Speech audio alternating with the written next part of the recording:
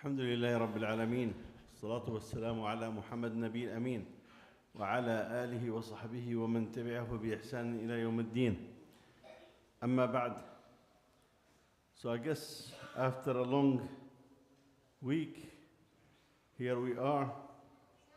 The election is finished, but no indication or any certainty of where things are heading. It looks like what most of you have guessed.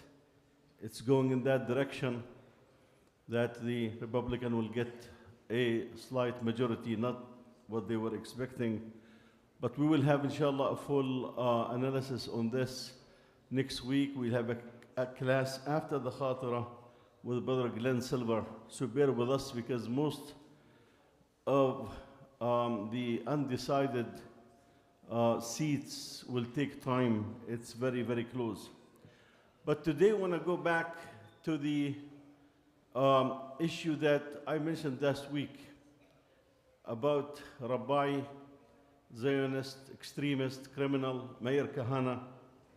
Today, the US government criticized bin Ghafair for attending a session which was a memorial for Meir Kahane. Now, this is the same hypocrisy that we expect from the US government. Meir Kahane's groups were taken from the terrorist list just 5 months ago. And you might ask why the US government put them onto terrorist lists. So I want to spend a few minutes, inshallah, to talk about this. So there was this guy who was a rabbi in New York by the name of Meir Kahane. In 1968, he established an organization in the US called Jewish Defense League, JDL. And he started encouraging the Jews in the US to arm themselves and to prepare for something. In 1969, he immigrated to the occupied Palestine and established organizations and groups that aim at expelling the Palestinians, Christians and Muslims, from Palestine. He was very well known for this, very vocal. But what had happened is that his group in the US killed a Palestinian activist who's a Christian by the name of Alex Ouda. Any of you have heard the name Alex Ouda? So Alex Ouda was killed in his office by the JDL in the US. So they were not preparing for violence just in Palestine, but in the US. And as I said, Alex Ouda was an activist. He was not a Christian. He was not a Muslim. He was a Christian Palestinian. And they were held accountable for that. Plus, the office of Edward Said at Columbia University was burned down. This was in the early 80s. Now, Kahane was able to get to be a member of the parliament in 1985 in occupied Palestine. And he kept this message of hate coming to the US to collect money and encourage his followers to arm themselves and prepare. There's a congressman by the name of Dar al-Isa. Any of you heard of Dar al-Isa? Where is he? California, right? California. He's a congressman from Lebanese descent. He's a Christian. And the ADL targeted him. They also burned a masjid in California. So the US put them on the terrorist list. Imagine, they have done so many atrocities in Palestine against Christians and Muslims, and the US did not care. But they start doing violence in the US against Christian Palestinians and a masjid. That was the start of their work. Now, as I mentioned, in 1985, Kahane was able to secure a parliament seat in Palestine.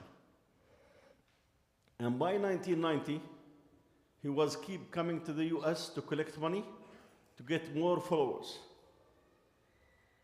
And he was giving a speech in a New York synagogue in 1990 when an Egyptian brother by the name of Sayyid Nusayr, dressed with a kibbah, with a small hat on his head, he had a beard, and he entered. They thought that he was one of the Jews. And he got very close to Kahane, shot him at a close range, killed him, and escaped. Of course, later the US government caught him, and he has been in jail for that. Now, why do I mention this background? Because the US government, 5 months ago, removed a group that came out of the GDL. It's called Kahane Chai, meaning Kahane lives. So after his death, this group was formed by his son, Kahane Chai, that he's living, in a sense, and another group that called, along the same line, Chas, that started propagating the same hate in Palestine.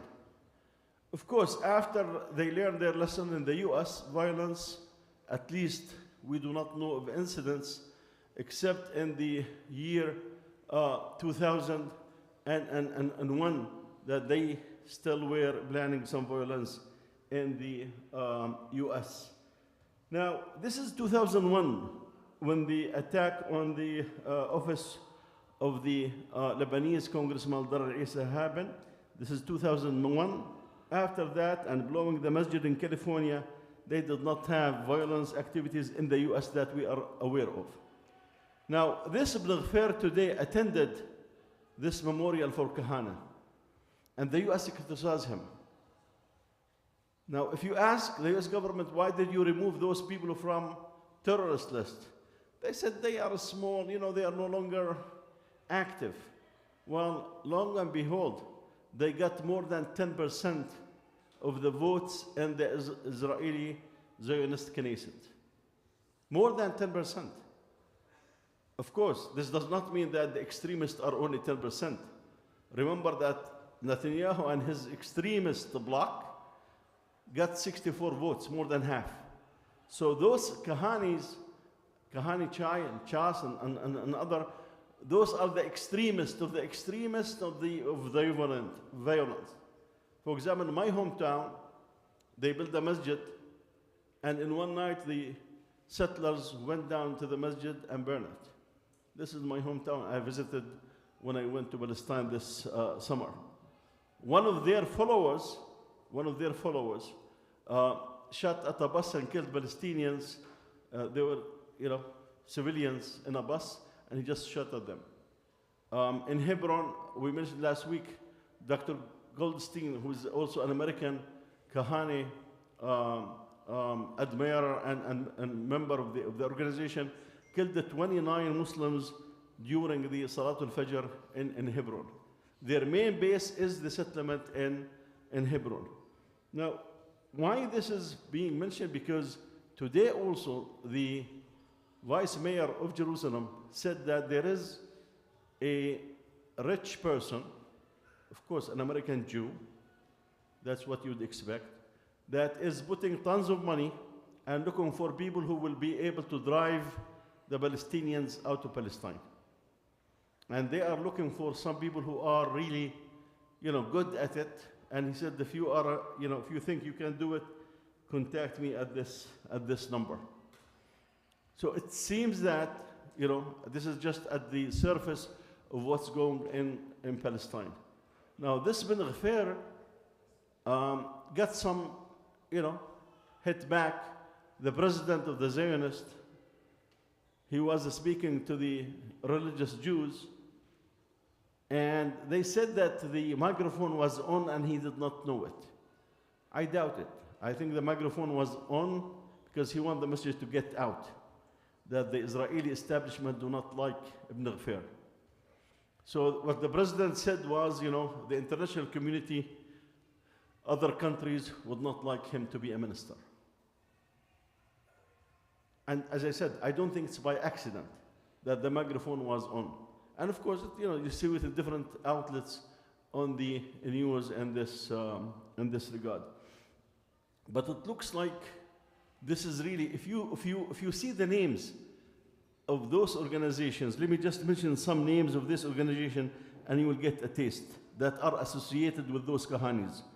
One called Repression of Traitors, the other State of Yehuda, the other Sword of David. I mean, Judea Police, Kahane Lives, Ikfar Taqwa Fund, State of Judea. I mean, even the party of Ibn Ghafir is called Al-Yahud Al-Uzma. And this again, go back to what Allah subhanahu wa ta'ala says, وَلَتَعْلُنَّ عُلُوًّا كَبِيرًا.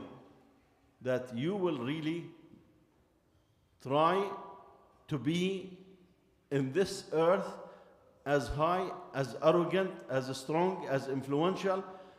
There are three words. Allah did not say وَلَا تَعْلُنَّ. And He did not say وَلَا تَعْلُنَّ عُلُوًّا. He said وَلَا تَعْلُنَّ عُلُوًّا كَبِيرًا. And it looks like this is really the beginning of this trend. Not that it was not there before, and all the criminal that the Israelis done with the support of the US government all along, but it's just getting a different turn. Inshallah, after the Sunnah, we'll have a class that we will finish the book, What the World Lost with the Decline of Muslims by Abu Hassan Nadwi.